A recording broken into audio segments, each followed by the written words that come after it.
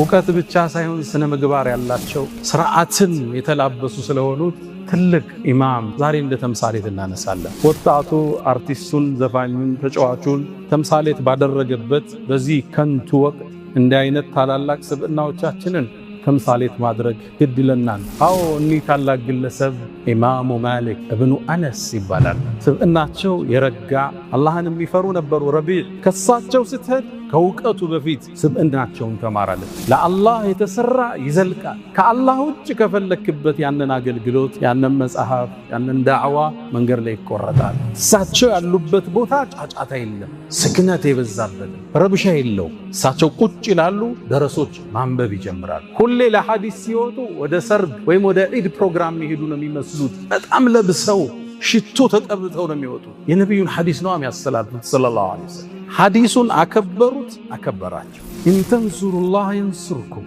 አላህን ከረዳችሁት በትክክል ለማድረስ አላህ ይረዳችኋል ብሏል። አላህ 20,000 ድርሃም ቤቱን ሽጦ ሂሻምን ወደ ኢማሙ ማሊክ ላከ። ሂሻም የሳቸውን የትምህርት አስተማማር አያውቅም። መስጊድ ገባ፣ ቁጭ አለ። እኔ ሐዲስ ልቀራን የመጣው ሐዲሱን አንብቡብኝ አለ። ተቆጡ። በሳቸው አስተምሮት ሚማር ነው እንጂ የሚያነበው እሳቸው አይናገሩ። ሐዲሱ ይቀራል፣ ይተነትናል። ንገሩኝ እንጂ አላቸው። አንተ አንብብ አሉ። አረ እርሶ ያንብቡ ተከራከራቸው። አስወጡት። ይሄ አደበቢስ አለ። የእሳቸው እዛ ያሉ ጥበቃዎች አወጡና 17 ጅራፍ ገረፉት። ውጭ እያለቀሰ ጠበቃቸው። ጨርሰው ሲወጡ አባቴ 20,000 ድርሃም ቤቱን ሽጦ ሐዲስ ቅራ ቢለኝ እርሶ ይደበድቡኛል፣ አላህ ዘንድ እፋረዳቸዋለሁ አላቸው። ታዲያ በምንድን ነው ይቅር ምትለኝ አሉ። በቃ በመቱኝ ልክ ሐዲስ ያስተምሩኝ አላቸው። 17 ሐዲስ እንደቆሙ አስተማሩ። እሱን ሐፈዘና ያ ኢማም አላቸው፣ ዱላውን ጨምርና ሐዲሱን ጨምረኝ አላቸው። እስር ቤት ውስጥ ከተታቸው። ደጋጎቹ ተፈትነዋል ወዳጆች። አሸዱ ናሲ በላእን አልአንቢያ፣ ከሰዎች ውስጥ ፈተና የሚበዛባቸው ነቢያቶች ናቸው ብለዋል። ከዛ ሰው እንደ ኢማኑ ይፈተናል፣ እንደ ደረጃ አላህ ሞክሮ ያያል። እዛ ወዲያን የሚሸልም ነቢዩላህ አዩብን ከፈተነው በኋላ እና ወጀድናሁ ሳቢረን፣ ታጋሹን አገኘ ነው ሚያምር ባሪያ አለዋል። የምትወጣበት ስራ፣ ንግዱ፣ ትምህርቱ፣ የህይወት ጉዞ በሱ እንጂ በማን ይሆነ? የተሰጠን እውቀት ትንሽ ነው። ስለ ተሸከምናት ሩህ እንኳን ጠይቀን መልስ አልተሰጠን። ኢማሙ ማሊክ ጺማቸው ተላጭቶ እስር ቤት ገቡ። ከባባድ ዱላዎችን አስተናገዱ። ከመደብደብ የተነሳ እጃቸው ወለቀ። አልሐምዱሊላህ ብሉ ደረሶቹ ለምን አሏቸው? የነቢዩን ቤተሰብ በእኔ የተነሳ ነገ አላህ እሳት ውስጥ ሲከተው ነቢዩን ማየት አልችልም ነበር። አልሐምዱሊላህ بنعمته تتم الصالحات وبفضله تتنزل الخيرات والبركات وبتوفيقه تتحقق المقاصد والغايات. الحمد لله خير ما استفتح المتكلم بكلمه وأفضل ما فاح ناطق بفمه. رب حمدا ليس غيرك يحمد يا من له كل الكائنات تسجد. أبواب غيرك ربنا قد أوسدت ورأيت بابك واسعا لا يوسد. يا من كلما نودي أجابا ومن بجلاله ينشئ السحابا. ويا من كلم الصديق موسى كلاما ثم ألهمه جوابا. ويا من رد يوسف بعد در إلى من كان ينتحب انتحابا. ويا من آوى أهل كهف وأدناهم إليه قربا. ويا من اختار آل عمران وجازاهم بما قدموا الثوابا. ويا من خص أحمد بالصفاء وأعطاه الرسالة والكتابا. أتيتك راجيا يا ذا الجلال ففرج ما تراه من سوء حالي. عصيتك ربي ويلي بجهلي وعيب الذنب لم يخطر ببالي. لعمرك ليت أمي لم تلدني ولم أغضبك في ظلم الليالي. فها أنا عبدك العاصي فقير إلى رحماك فاقبل لسؤالي. أشهد أن لا إله إلا الله ولي الصالحين وحده لا شريك له له الملك وله الحمد وهو على كل شيء قدير. عز وارتفع على العرش استوى له ما في السماوات وما في الأرض وما بينهما وما تحت الثرى. وإن تجهر بالقول فإنه يعلم السر وأخفى.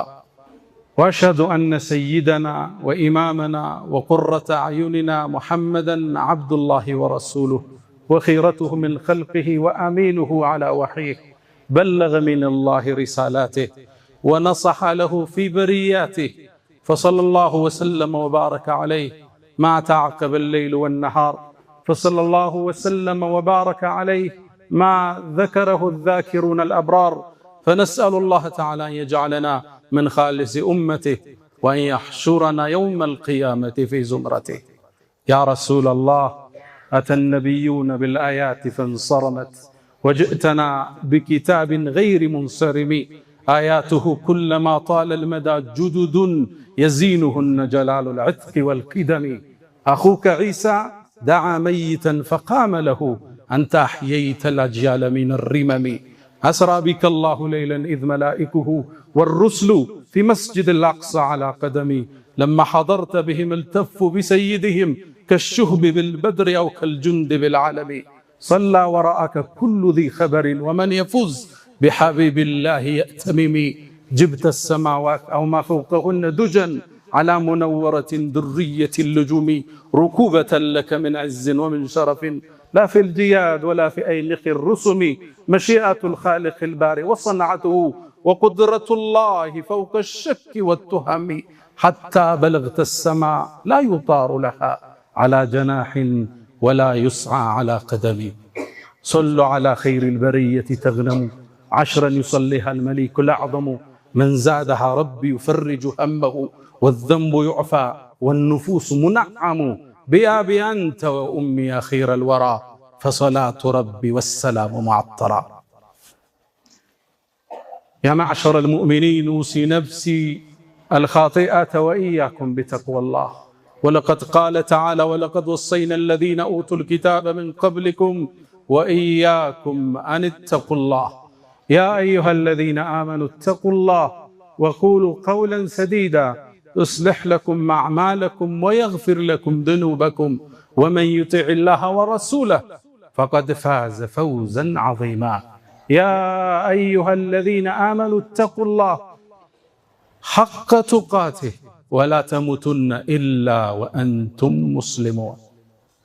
معاشر السادة زاري الله سبحانه وتعالى رداتك هنا مدرات اللي بك بلو እስካሁን ድረስ አሻራቸው እኛ ዘንድ ስለሚያስተጋባው ትልቅ ስብዕና እናወሳለን።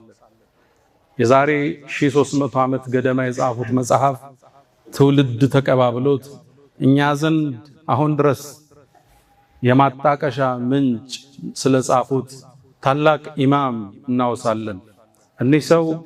እኒህ ታላቅ ግለሰብ ለነብዩ አለይሂ ሰላቱ ወሰላም የተለየ ክብር ያላቸው ለሐዲሳቸው ትልቅ ቦታ የሚሰጡ ለአጸደገላቸው ላለረፈበት መዲነቱል ሙነወራ የተለየ ፍርሃትና ክብር የሚቸሩ የአላህ ውድ ባሪያ ነበሩ።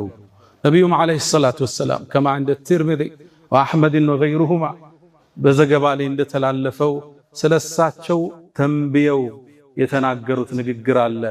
አሁን ለወደፊት ሰዎቹ ዕውቀትን ፍለጋ ሀገራትን አቆራርጠው ግመል እየጋለቡ ወደ መዲና ይተማሉ።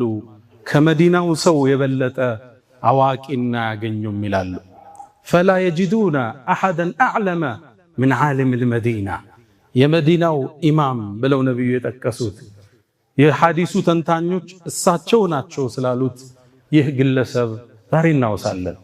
ለሐዲስ ትልቅ ክብር ያላቸው ለመሻይኾች ትልቅ አክብሮት ያላቸው ዕውቀት ብቻ ሳይሆን ስነ ምግባር ያላቸው ስርዓትን የተላበሱ ስለሆኑት ትልቅ ኢማም ዛሬ እንደ ተምሳሌት እናነሳለን። ወጣቱ አርቲስቱን፣ ዘፋኙን፣ ተጫዋቹን ተምሳሌት ባደረገበት በዚህ ከንቱ ወቅት እንዲህ አይነት ታላላቅ ስብዕናዎቻችንን ተምሳሌት ማድረግ ግድ ይለናል። አዎ እኒህ ታላቅ ግለሰብ ኢማሙ ማሊክ እብኑ አነስ ይባላል። በእስልምና ታሪክ ከምናውቃቸው 4 መዝሃቦች ውስጥ ሁለተኛውን ያደራጁ ታላቅ ስብዕና ናቸው። ባለፈው ኢማሙ አቡ ሐኒፋን አንስተናል። ከዛ በኋላ የሚጠቀሰው ሁለተኛው መዝሃብ የኢማሙ ማሊክ መዝሃብ መስራች እሳቸው ናቸው። ማሊኪያ ምንለው እሳቸውም የታላቁ ኢማም ምናልባት ለወደፊት የምናነሳቸውን የኢማሙ ሻፊዒን ኮትኩተው ለትውልድ ያበቁ ታላቅ ባለውለታችን ናቸው። ኢማሙ ማሊክ የተወለዱት መዲና ላይ ነው።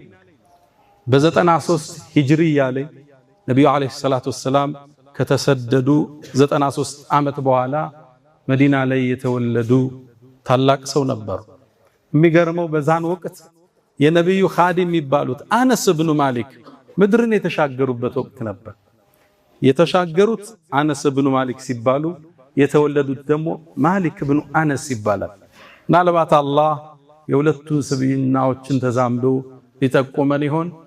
ኢማሙ ማሊክ በልጅነታቸው የተወለዱበት ቤት እጅግ በጣም የሀብታም ቤት ነበር። ወላጆቻቸው ትልቅ ሀብት ነበራቸው። ያ ሀብት ግን እንዲሟሙ እንዲቀልጡ ስብዕናቸው እንዲጨቀይ ያላደረገው ያ ቤተሰብ እሳቸውን ይዞ ለቁም ነገር መራቸው።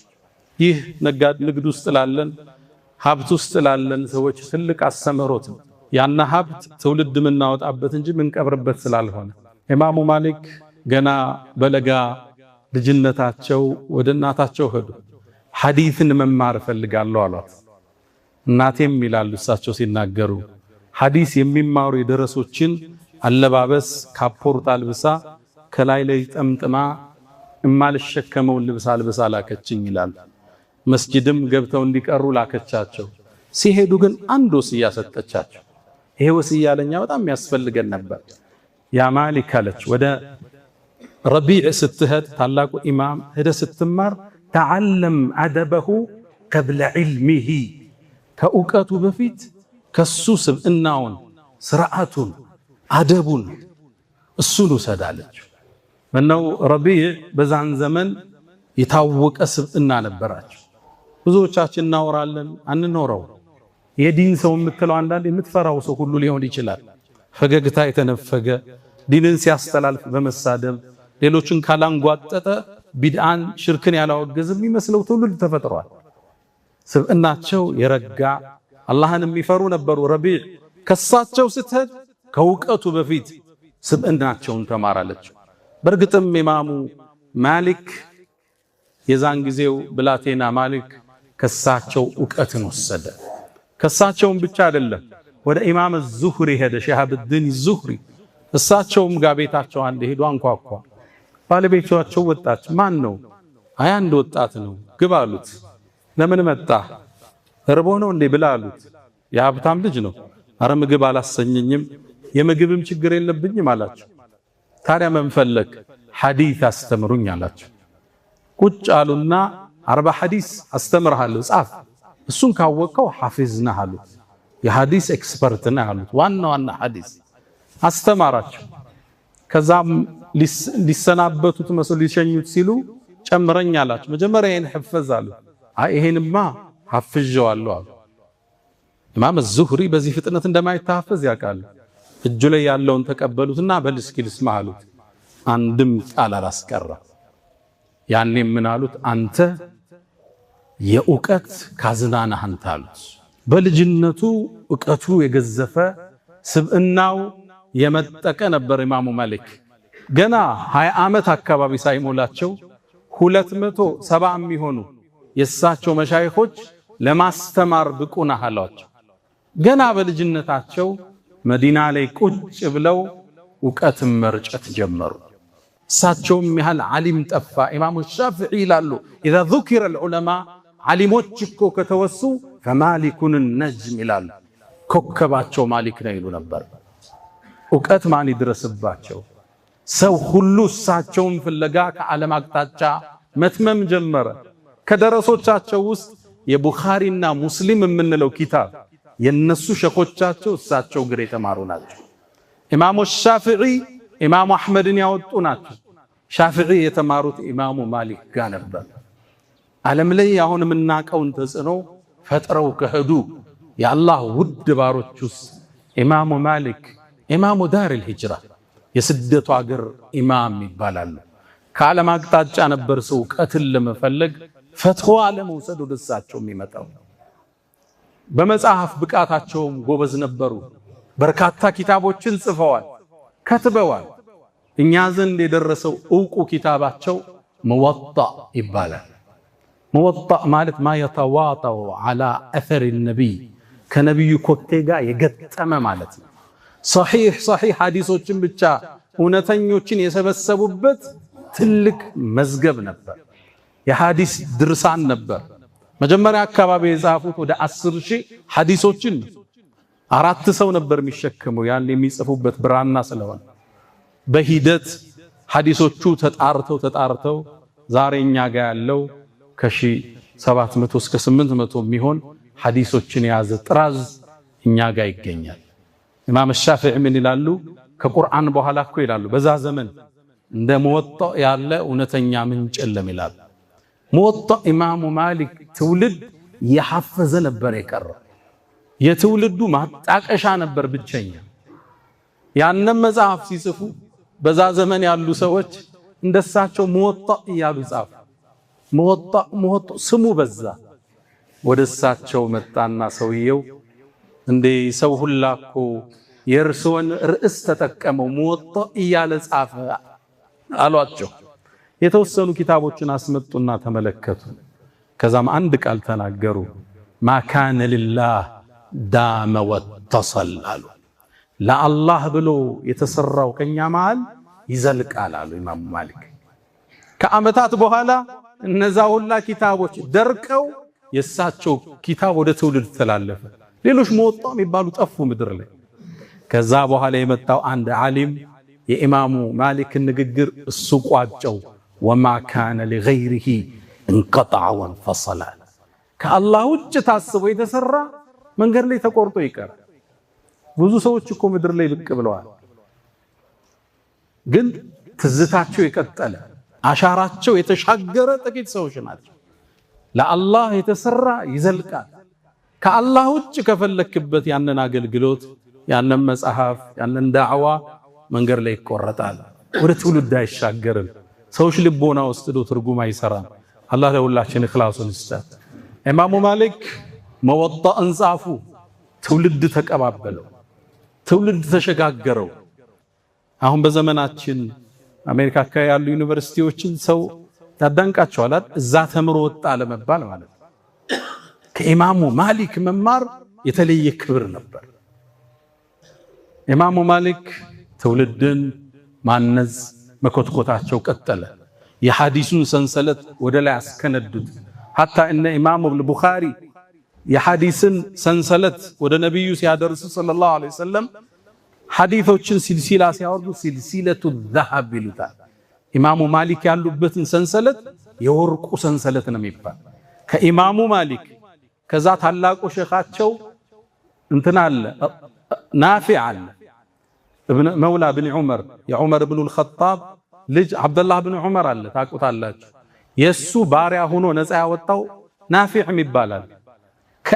ከአብደላህ ብን ዑመር ቁጭ ብሎ ነው የነብዩን ሐዲስ የወሰደው። ስለዚህ የሐዲሱ ሰንሰለት አን ማሊክ ወአን ናፊዕ ወአን አብድላህ ብን ዑመር ወአን ረሱልላህ ሰለላሁ ዐለይሂ ወሰለም ይሄ ሰንሰለት የወርቅ ሰንሰለት ነው የሚባለው። በኢማሙ ማሊክ ያለፈው ወርቃማ ሰንሰለት ሰሒህ ሐዲስ ማለት እሱ። ኢማሙ ማሊክ አላህ ትልቅ ደረጃን ሰጣቸው። የነብዩን አለይሂ ሰላቱ ወሰላም ሐዲስ ሲያከብሩ ፍራቻቸው ጥግ የደረሰን፣ የነብዩን አገር ሲያከብሩ የነብዩ ቤተሰቦቹን ሲያልቁ ተወዳዳሪ ያልነበራቸው። ሐዲስ ሊያስተምሩ ሲቀመጡ እንደኛ አልነበሩ። ሐዲስ ከማስተማራቸው በፊት ውዱእ ያረጋሉ፣ ጺማቸውን ያበጥራሉ፣ አዲስ ልብስ ይለብሳሉ፣ ሽቶ ይቀባሉ። የነብዩን ሐዲስ ነው የሚያስተላልፉት ሰለላሁ ዐለይሂ ወሰለም። ከዛም በግርማ ሞገስ በተከበረ ቁመናቸው መጥተው መስጂድ ውስጥ ቁጭ ይላሉ። እሳቸው ያሉበት ቦታ ጫጫታ የለም፣ ስክነት የበዛበት ነው፣ ረብሻ የለው። እሳቸው ቁጭ ይላሉ፣ ደረሶች ማንበብ ይጀምራሉ። ሁሌ ለሐዲስ ሲወጡ ወደ ሰርግ ወይም ወደ ዒድ ፕሮግራም መሄዱ ነው የሚመስሉት። በጣም ለብሰው ሽቶ ተቀብተው ነው የሚወጡት። የነብዩን ሐዲስ ነው የሚያስተላልፉት ሰለላሁ ዐለይሂ ወሰለም። ሐዲሱን አከበሩት፣ አከበራቸው። ኢንተንሱሩላህ የንሱርኩም፣ አላህን ከረዳችሁት በትክክል ለማድረስ አላህ ይረዳችኋል ብሏል አላህ። ከዛ ይቀመጡና ድምፅ ማንሳት አይቻልም። ሁሉም ሰው ራሱ ላይ ወፍ የተቀመጠ ይመስል አቀርቅሮ ነው የሚያዳምጠው የሳቸውን ፈትዋ ትንታኔ። ከነሱ መሃል አንድ ሰው ከጮህ ያስወጡታል፣ ይቆጣሉ። ላ ተርፈዑ አስዋተኩም ፈውቀ ሰውት ነብይ ነው የሚሉት፣ ከነብዩ በላይ ድምጻችሁን አታንሱ ነው የሚሉት። ይህን ከዚህ የወረደው ነብዩ በህይወት እያሉ ነበር። ከውጭ ወጥቶ አንድ ሰው ከፍ አድርጎ ድምፁ ሲጠራቸው አላህ ተቆጣ ወረደ። ሁሌም ድምጻችን ከነብዩ ሐዲስ በታችን፣ መመሪያቸው ሲመጣ መቀበል። አንድ ነገር አልሰሩትም ከተባለ ፊትህን ዙረውታ ለምን ትከራከራል? ከሳቸው በፊት ቀደም የኢማሙ ማሊክ መንገድ አልነበር። የነብዩ ሐዲስ እየተቀራ ድምፅ ማንሳት አይቻል። አንዴ ሂሻም ኢብኑ አማር የሚባል አንድ ግለሰብ መስጂድ ገባ። ከሌላ ሀገር ነው የመጣው።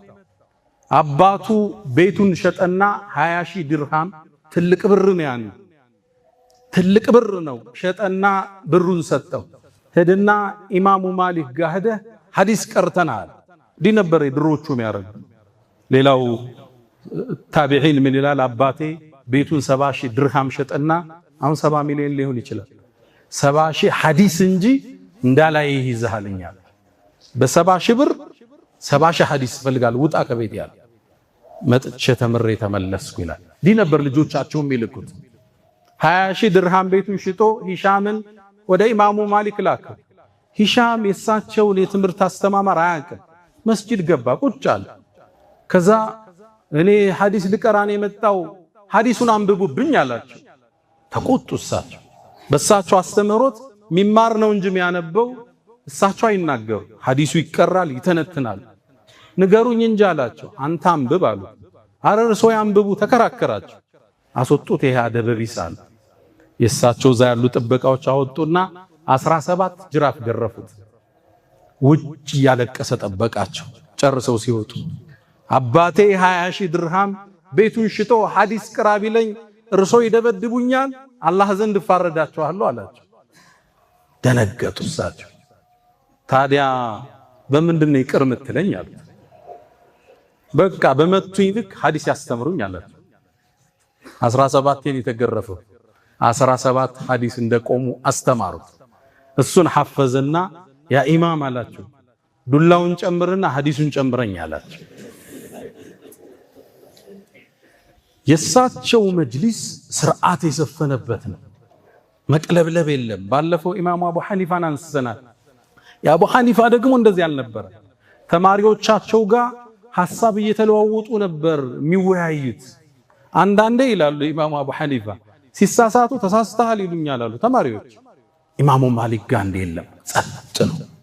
እዛ የሚቀመጡ ተማሪዎች ተጨማሪ ዕውቀት ከፈለጉ አዲስ ሰው ሲመጣ ጥያቄ ይሰጡታል። ጠይቀው ጥያቄ ይጠይቃል። እንደገና ደግሞ እንዲህ ቢሆንስ በለው ይለዋል።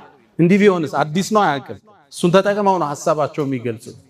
ለሐዲስ የተለየ ክብር፣ ለነብዩ አለይሂ ሰላቱ ወሰላም ንግግር የተለየ ቦታ የሚሰጡ ኢማም ዳረል ሂጅራ የስደቷ ሀገር መሪ ኢማሙ ማሊክ። ኢማሙ ማሊክ የትልቅ ዕውቀት ባለቤት ቢሆኑ ሁሉን ነገር አውቃለሁ እያሉ ፈትዋ የሚሰጡ አልነበሩ። በዛን ጊዜ በሳቸው ዘመን የሳቸው ንግግር ድንጋይ ላይ እንደተነቀሰ ጽሑፍ ማለት ነው። የህዝብ መመሪያ ነው የሚሆነው። ተጠንቅቀው ነው ፈትዋ የሚሰጡ። ተጽዕኖ ፈጣሪ ስትሆን ሁሌ ንግግርህ መመጠን አለበት። ትውልድ ይዘህ ነው የምትጠፋው። ዘለቱል ዓሊም ዘለቱል ዓለም ነው የሚሉት። የአንድ ዓሊም ማዳለጥ የዓለም ማዳለጥ ነው የሚሆን። ብዙ ሰው ይሳሳታል። እሳቸው ጋር ሰው መጥቶ ፈትዋ ሲጠይቅ የሚታወቁበት ቃል ላ አድሪ አላውቅም። አንዴ ወደ 80 ምናምን ጥያቄ ይዘውላቸው መጡ። ከዛ ውስጥ 35ቱን አላውቅም ብለው መለሱ። ሌላ ጊዜ 40 ጥያቄ መጣላቸው። 5ቱን መልሰው 35ቱን አላውቅም ብለው መለሱ። ከዚህም ከፍ ያለ አንድ ሰው አገር አቆራርጦ የማህበረሰቡን ጥያቄ ይዞ መጣ። እሳቸው ፈትዋ ሊጠይቅ ጠየቃቸው። አላውቅም ማለት አገር አቆራርጬ መጥቼ ህዝቡ እየጠበቀኛል። አዎ ለህዝቦች ተመለስና የመዲናው ኢማም አላውቅም ብሏል በላቸው አሉ። ጥንቃቄ ነበራቸው። ፈትዋ እንደኛ ከኪስ ተውጦ አይሰጥም ነበር። የአላህ ዲን ላይ መፈረም ማለት እኮ ነው። ይሄ ነው ህጉ ማለት ነው። ስለዚህ ፈትዋ ምን ይሻል? እሳቸው ዘንድ ጥንቃቄ። አውቀውት እንኳን ፈትዋ ከሰጡ ኢነ ظኑ ኢላ ظነን ወማ ነሕኑ ቢሙስተይቂኒን እንዲህ ነው ብለን እንግዲህ መላምት ተሰጠናል እርግጠኞች አይደለንም ይሉ ነበር ብዙ ጊዜ ፈትዋ ከሰጡ በኋላ። ኢማሙ ማሊክ ረዲየላሁ ተዓላ እንደዚህ አይነት ኢማም ለዚህ ዘመን ያስፈልገናል። ገና ትንሽ ኪታቦችን ያነበበ ወጣት የቲክቶክ ፔጅ ዩቲዩብ ፔጅ ከፍቶ ህዝብን መታወቂያ በሚያድልበት የጀነት የጀሃነም ያለ በሚያከፋፍልበት ዘመን አላቅምን ለትውልድ እናስተምር ዘንድ ኢማሙ ማሊክ ለኛ ተምሳሌት ናቸው። ኢማሙ ማሊክ በሳቸው ዘመን ይሄ ብዥታ ስለነበር አልስቲዋ አሉ። አላህ ከሰማይ ሰማያት አርሽ የፍጥረቱ ጣራ ነው። ከዛ በላይ መሆኑ ከፍ ማለቱ መርጋቱ ማዕሉም የታወቀ ነው። ወልከይፍ እንዴት ሚለውን እኛ እናቀም ዕውቀታችን ቁንጽል ነው። ይሄ እንዴት ማወቅ እንችላለን? አሁን ባለው የናሳ ምርምሩስ መሬት ላይ ሆናችሁ ጨረቃን ወደ ላይ ነው የምታዩት። ጨረቃ ላይ ሆናችሁ ምድርን ወደ ላይ ነው የምታዩት። እንዴት? ከዕውቀት ወሰናችን የሰፋ ነገር ነው ይሄ ዩኒቨርስ። ማሊክ እኔ ዲኔ የጠራ የረጋ አንተ ብዥታ ውስጥ ነህ። ብዥታ ያለን ሰው ወደፈልግ ነበር የሚለው አላህ ቁርአን ላይ አርረሕማኑ ዐለል ዐርሽ እስተዋ፣ አዛኙ ጌታ ከዐርሽ በላይ እስተዋ ከፍ አለ፣ ረጋ፣ ተደላደለ ይላል። ከይፈ እስተዋ አላቸው። እንዴት ነው የተደላደለው አለ። ኢማሙ ማሊክ ትምህርቱን አቆሙ። የያዙት እንጨት ነበር፣ መሬቱን መቱት፣ ላብ ጭምቅ አረጋቸው። ከዛ ቀና አሉና አልስቲዋኡ ማዕሉም፣ አላህ ቁርአን ላይ 7 ቦታ ላይ ከዐርሽ በላይ ከፍ ብያለሁ ብሏል። የታወቀ ነው ከፍታው መርጋቱ።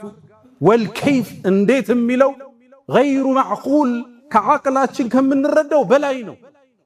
ወልኢማኑ ብሂ ዋጅብ፣ በዚህ ማመንህ ግዴታ።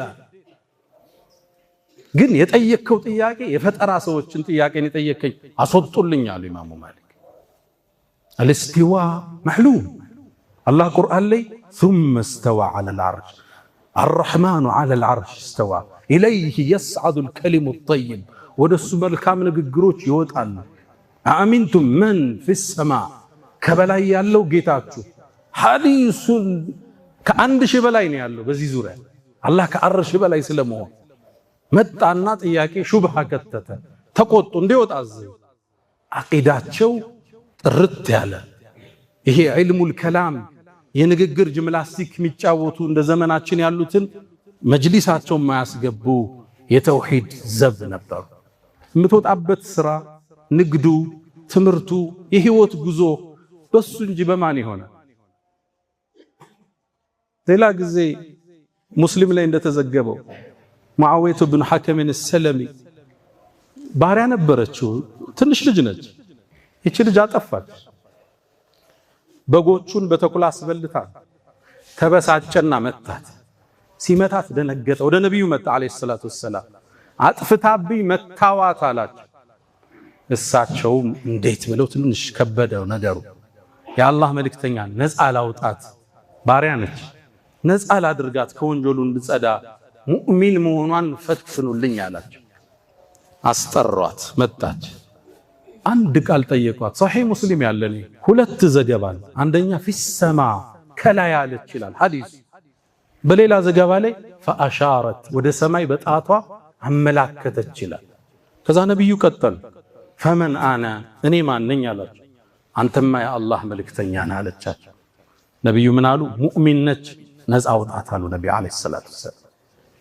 እኔን ሐዲስ ከሰማው በኋላ ህፃናትን ሞክሩና እኔን ታዘቡ። 4-5 ዓመት ልጅ አለችኝና አላህ የት ነው አልኳት። በእጇን ወደ ሰማይ እየጠቆመች ይሄ ሰው ልጆች ውስጥ አላህ የፈጠረው ተፈጥሮ ነው። ልጆቻችሁን ጠይቃችሁ ተመሳሳይ መልስ ካልሰጧችሁ ከኔ ኹጥባ እንዳትመጡ። አላህ ሰው ልጅ ሲፈጥር ይህን ስሜት ውስጡ አድርጎታል። ዱዓ ስናረግ እጃችን ይዘረጋው ለዛ። ለምን እንዲት እንጋጣል? ይመጣልሃል። ተፈጥሮ ነው። ሰማይ ይስባሃል። ለዛ ነው ሐመዳን የሚባል በዛ ዘመን በኢማሙ ማሊክ ዘመን ሚንበር ላይ ቆሞ አላሁ መውጁዱን ቢላ መካን ሲል አንድ ሰው መጣ። ይህን ቃላል ከአላህ ቦታ የለውም ትላለ ግን ዱዓ ሳረግ ለምንድነው እጄን ወደ ሰማይ አንሳው ሚለኝ አላቸው ከዛ ተከዘ ፊቱ ተቀየረ ሐየረኒ ሐማዳን ይሄ ወጣት እኮ አወዛገበኛል ለምን ነው ውስጥ የሚጠራው ወደ ላይ الرحمن على العرش استوى ኢማሙ ማሊክ በሳቸው ዘመን ይሄ ብዥታ ስለነበር الاستواء አሉ አላህ ከሰማይ ሰማያት አርሽ የፍጥረቱ ጣራ ነው ከዛ በላይ መሆኑ ከፍ ማለቱ መርጋቱ ማዕሉም የታወቀ ነው ወልከይፍ እንዴት ሚለውን እኛ እናቀም ዕውቀታችን ቁንጽል ነው ይሄ እንዴት ማወቅ እንችላለን አሁን ባለው የናሳ ምርምሩስ መሬት ላይ ሆናችሁ ጨረቃን ወደ ላይ ነው የምታዩት ጨረቃ ላይ ሆናችሁ ምድርን ወደ ላይ ነው የምታዩት እንዴት ከውቀት ወሰናችን የሰፋ ነገር ነው ይሄ ዩኒቨርስ የአላህ ሁኔታ ከአቅላችን በላይ ነው እኛ የተሰጠን በማናቀው ነገር ማመን ነው ለዛ ነው አላህ ኪታቡን ሲጀምር አሊፍ ላም ሚም ذلك الكتاب لا ريب فيه هدى للمتقين ብሎ የምእመናን መመሪያ ነው በኋላ መጀመሪያ መጣው الذين يؤمنون بالغيب ከመናቀው ማናቀው ይበዛል የተሰጠን ዕውቀት ትንሽ ነው ስለ ተሸከምናት ሩህ እንኳን ጠይቀን መልስ አልተሰጠለ ويسالونك عن الروح እነሱ ውስጥ ስላለችው ሩህ ይጠይቁሃል የሩህ ጉዳይ የጌታዬ ነው በላችሁ وما اوتيتم من العلم الا قليلا ከዕውቀት ትንሽ እንጂ አልተሰጣችሁ የሩህን ውስብስብ ሚስጥር የመረዳት አቅም የሰው ልጅ አልተሰጠው ማመን ያለበት الرحمن على العرش استوى الا وفعلوا الخيرات واستغفروا ربكم فطوبى للمستغفرين ولا اله الا الله تعظيما لشانه صلى الله وسلم وبارك على رسوله واخوانه اما بعد ودم امنان የኢማሙ ማሊክ የከፍታ የምቾት ዘመን ግን ሌላም ገጽ ነበረው ኢማሙ ማሊክ በእስርና በእንግልት ውስጥ አልፈዋል ያለፉበትም በአንድ ፈትዋ የተነሳ ነው እንግልት እስር ገጥሟቸዋል አንዴ የኡመውያዎቹ ስሮ መንግስት ተወግዶ አባሲያ የሚባለው ስሮ መንግስት ሲተካ ያኔ ሀገሪቱ መረጋጋት አጣ ነበር የስልጣን ሽግግር ስለነበር ሁለተኛው የአባሲያው ንጉስ አቡ ጃዕፈር አልመንሱር መንሱር ይባላል የጃዕፈር አባት እሱ የሙስሊሙን ዓለም ይመራል እሳቸው የሚኖሩት መዲና ላይ መዲና ውስጥ የሀገሪቱ አስተዳዳሪ የመንሱር ዘመድ አለ እሱ ነበር የሀገሪቱ ፕሬዝዳንት ታዲያ ያኔ ኢማሙ ማሊክ አንድ ፈትዋ ሰጡ አንድ ሰው አሉ ተገዶ ሚስቱን ቢፈታ ፍቹ አይወድቅም አሉ ለምሳሌ አንድን ሰው ጥይት ይዘፍታ ትለው ነፍሱን ለማዳን ፈትቻለሁ ቢል ፍቹ አይወድቅ ከዚህም የተነሱት ምንድነው አንድ ሰው አይደለም ፍችን ኢማን ኩፍር ቃል እንኳን ተገዶ ከተናገረ ኩፍር ውስጥ አይወድቅ አላህ ቁርአን ላይ እንደሚለው ኢላ መን ኡክሪሃ ተገዶ ከሆነ ውስጡ በኢማን ረግቶ ተገዶ ካለው ያነ ሁኔታ አይወድቅበት እቺን ፈትዋ ሲሰጡ ሀገሪቱ ላይ ለማመጽ የተነሱ ህዝቦች ተጠቀሟል እኛም እኮ ለመንሱር ቃል ኪዳን የሰጠነው አንተ ንጉስ ነህ ብለን ተገደን ነው ስለዚህ እኛም ቃል ኪዳናችን ፈርሷል ብሎ አስፋፍ ወደ ህዝቡ የሀገሪቱ ፕሬዝዳንት መጣና የመዲና አንተ ማሊክ ሆይ እንዲህ ሰው ያደረገ ነው እባክህም ፈትዋ ተዋላችሁ እሳቸው ደግሞ ይሄ ዲን ነው አልተውም አሉ ከዛ ሰላይ ከተተ ከሚያስተምሩበት ቦታ ሼክ መስሎ ገባና ጥያቄ ጠየቃቸው ተገዶ አንድ ነገር ያጸደቀ ሰው ያ ነገር ይጸድቃል አላችሁ አይጸድቅም አሉ ንጉሱ አስጠራቸው ያኔ የሀገሪቱ ፕሬዝዳንት አንተ ለአማጽያኖች የሚሆን ፈትዋ እየሰጠ ኸሊፋው ስልጣኑ እንዳይረጋ ታደርጋለህ አለ እስር ቤት ወሰዱታል የተከበሩ ሰው ናቸው ሊያዋርዳቸው ጺማቸውን ላቸው እስር ቤት ውስጥ ከተታቸው ደጋጎቹ ተፈትነዋል ወዳጆች አሸዱ الناس بلاء الانبياء ከሰዎች ውስጥ ፈተና የሚበዛባቸው ነብያቶች ናቸው ብለው ከዛ ሰው እንደ ኢማኑ ይፈተናል እንደ ደረጃ አላህ ሞክሮ ያያል እዛ ወዲያን የሚሸልም ለዛ ነው ነብዩላህ አዩብን ከፈተነው በኋላ እና ወጀድናሁ ሳቢረን ታጋሹን አገኘነው ኒዕመል ዐብድ አላህ ምን ሚያምር ባሪያ አለው አላህ። ከዛ በኋላ ነው የሸለማቸው። ኢማሙ ማሊክ ጺማቸው ተላጭቶ እስር ቤት ገቡ። ከባባድ ዱላዎችን አስተናገዱ። ከመደብደብ የተነሳ እጃቸው ወለቀ። አንዱ እጃቸውን በሌላው ደግፈው እንጂ ማንሳት አይችሉም ነበር እስከሚሞቱ ድረስ። ከዛ ህዝቡ አመፀ። ታላቁ ሰው ታላቁ ኢማም እንዴት እስር ቤት ገብቶ ይዋረዳል? ህዝቡ ሲያምፅ ኸሊፋው ሰማ፣ እንዲለቀቁ ወሰነ። ወደ ቤታቸው መጡ። እጃቸው እንደተሰበረ ለዓመታት የሚሰግዱት እንዲህ ብለው ነው። ለዛ ነው የማሊኪያ መዝሃብ ተከታዮች እሳቸው እንዲህ ብለው ሲሰግዱ ስላዩዋቸው የእሳቸው ተከታዮች ሁሉ እንዲህ ብለው ነው የሚሰግዱት። ሱና መስሏቸው ማለት ማንሳት ስለማይችሉ ነበር እሳቸው። ንጉሱም ይሄን ሲሰማ መጣው ሐጅ ጠብቀኛል። ወደ ሐጅ መጣ። መዲና ላይ እሳቸውን አገኘና ጠራቸው። አንተ ላይ የተከሰተው ሁኔታ አሳዝኖኛል፣ ይቅር በለናል፣ የምትፈልገው እናደርጋለን። እርሱ የተከበሩ ነው፣ እርሱንም ከስልጣኑ አባረሬዋለሁ፣ ወደኔም ተጭኖ በአህያ እንዲመጣ አዝዣለሁ ብሎ ንጉሱ ይቅርታ ጠይቋቸው እሳቸውም ወደ ቤታቸው ሲመለሱ አልሐምዱሊላህ አሉ። ለምን ያሉ ይመስላችኋል? አቡ ጃዕፈር አልመንሱር የነብዩ ዘር ነው ሰለላሁ ዐለይሂ ወሰለም። የመዲና ንጉስ የነበረውም የነብዩ ዘር ነው። አልሐምዱሊላህ አሉ ለደረሶቹ። ለምን አሏቸው? የነብዩም ቤተሰብ በኔ የተነሳ ነገ አላህ እሳት ውስጥ ሲከተው ነብዩን ማየት አልችልም ነበር። ለነብዩ የተለየ ክብር ያላቸው ሰለላሁ ዐለይሂ ወሰለም። ታምናላችሁ? መዲና ውስጥ ተወልደው ነው የኖሩት። አንድ ቀን ፈረስ ነድተው አያውቁ፣ በእግራቸው ነው የሚሄዱ። ሀብታም ናቸው። ለምን ሲሏቸው የነብዩ አጸደ ገላ ያረፈበትን መዲና በፈረሰ ኮት ያረግጠው ሚሉ ነበር። اللهم صل وسلم على سيدنا። ከኛ ጋር ትንሽ የራቀ ነው። በዘመናችን ከነበሩ መሻይኾች የሞሪታንያ ሽንቅይጤ የሆኑ አንድ ሰው አሉ። መዲና ሲኖሩ ፈረስ አይደለም ጫማ ለብሰው አያውቁ። ነብዩ የተቀበሩበት ሀገርን በጫማ ረግጠው አይታሰብም። ትንሽ የራቀ ወሬ ነው። እኛ ጋር ወደዚህ እንመለስ ነው፣ ወደ እውነተኛ ፍቅራቸው፣ ለሳቸው ዲን መኖር፣ ለሳቸው ዲን መሰዋት፣ የሳቸውን ዲን ለትውልድ ማስተላለፍ፣ ያ ዲን በእግሩ እንዲቆም ገንዘባችንን ማውጣት። እውነተኛ ፍቅር ያለው እሱ ውስጥ ነው።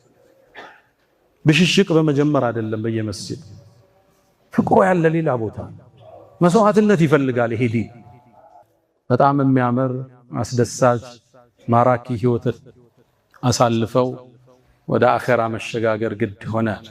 ሞትም ተገናኛቸው። የሞት ቆይታቸው ምን እንደሚመስል ቤተሰቦቹን ጠየቅኩ ይላል ዘጋቢው።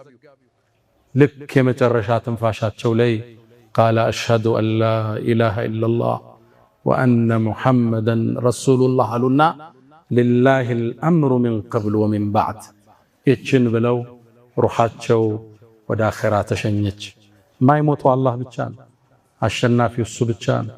ምድር ላይ የሚቀር የለም ከሱ ውጭ። ወለው ካነት ዱንያ ተዱሙ ቢአህሊሃ ለካነ ረሱሉላህ ሐየን ወባቂያ። ዱንያ ለአንድ ሰው ብዘልቅ ቢሆን ኑሮ ለዓለሙ አይነታ፣ ለነቢያት ፈርጥ፣ ለረሱሎች ካስማ ነቢዩ ዓለይሂ ሰላቱ ወሰላም ለሳቸው ይሆን ነበር። ኢማሙ ማሊክ ለኛ ትልቅ ተምሳሌት፣ ትልቅ ሞዴል፣ ትልቅ አስተማሪ፣ የነቢዩን ሐዲስ ከፍ እንድናደርግ፣ የሳቸውን ዲን እንድናከብር፣ አቂዳችንን ከቢድዓና ከፍልስፍና አስተሳሰብ እንድንጠብቅ፣ ነቢዩን እንድናከብር፣ ቤተሰቦቻቸውን እንድንወድ፣ እማናቀው ነገር ላይ ፈትዋ እንዳንሰጥ፣ በዲን በኩል ፈተና ሲመጣብን እንድንጸና ለኛ ለአዲሱ ትውልድ ትልቅ ተምሳሌት ነበሩ። አላህ ይዘንላቸው።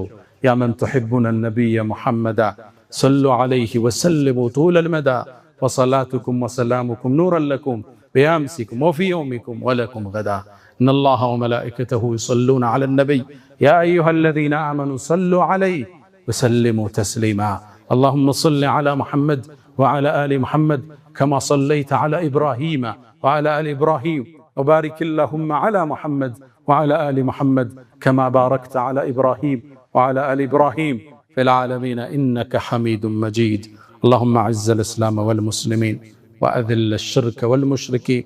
اللهم إنا نسألك الإخلاص في القول والعمل.